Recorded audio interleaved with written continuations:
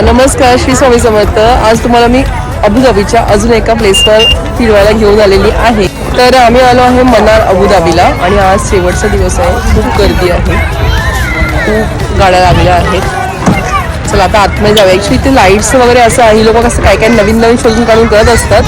तर आता बघूया, एक्झॅक्टली मला सुद्धा माहिती नाही काय. त्या आत गेल्यावर तुम्हाला कळेलच. चला.